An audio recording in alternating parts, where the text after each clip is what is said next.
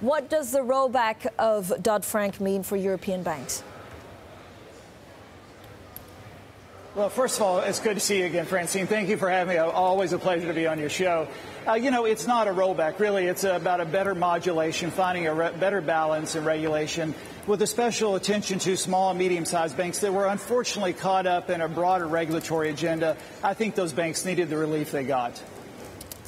Okay, do you think that there's anything that the European regulators are looking at to make life a little bit easier, at least to compete with their U.S. counterparts for European banks?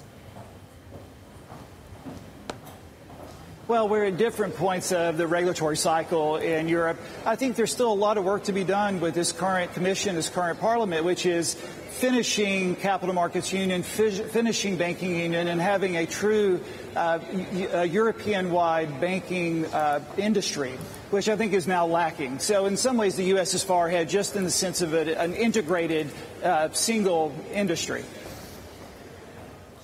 Tim, Guy, good morning. Can I just return to the United States? As you say, this latest rollback of regulation or remodulation of regulation affects some of the smaller and medium-sized institutions. Do you think the next step will be to allow some of the larger institutions maybe to return even more money to shareholders?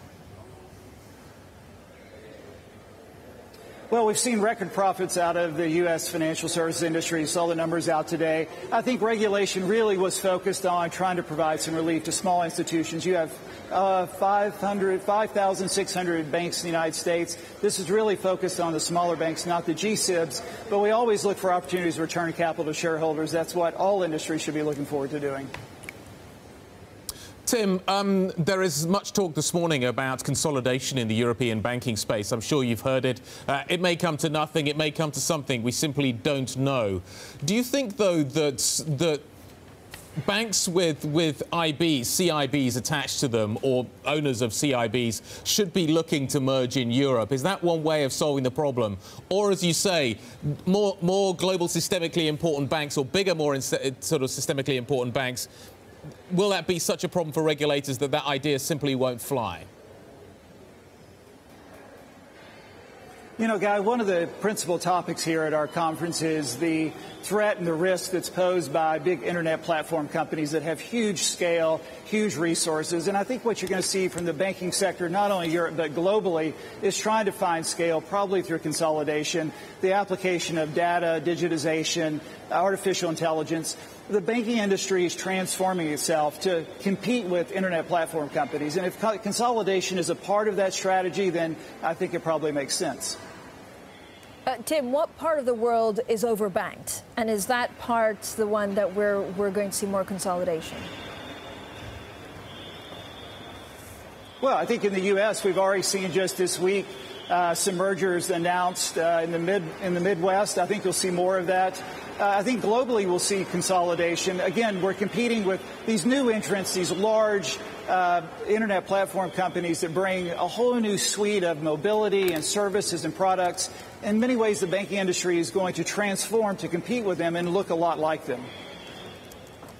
Are we going to see a banking union in our lifetime, Tim? And if you look at what's going on with Italy, does it mean that actually the Germans are now less likely, even less likely, to sign up to it? I hope so in my lifetime. It certainly would benefit Europe. It means greater economic growth, greater capital formation, and more jobs. So I think it would certainly benefit Europe generally.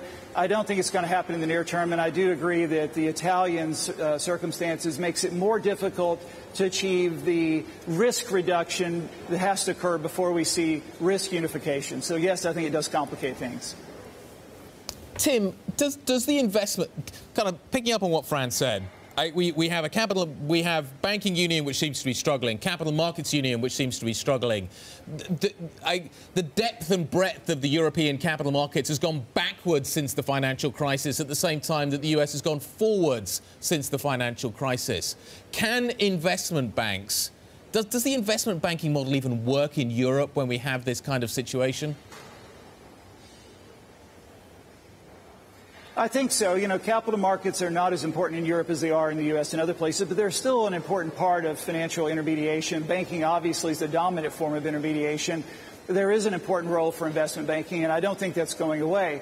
You know, unfortunately, I think Brexit probably sidelined the capital markets union discussion, which is unfortunate. But what we need to see is more champions for capital market union. It's really not occurring, and we probably have to get through the next European parliamentary elections and a new commission before we see the next stage of capital markets union. Tim, Target 2 is a payment system owned and operated by the Eurosystem. Do you worry that chaos in Italy may lead to Italian banks not having Target 2 by the ECB?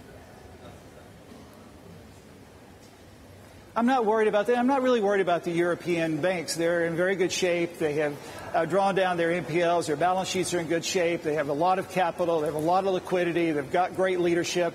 So I separate the banking system from Italian politics, which, as long as I can remember, has been chaotic. So I'm hopeful that the new Italian government can find a way forward, a sober set of policies that continue what we've seen in previous governments. But I'm not worried about the Italian banking system.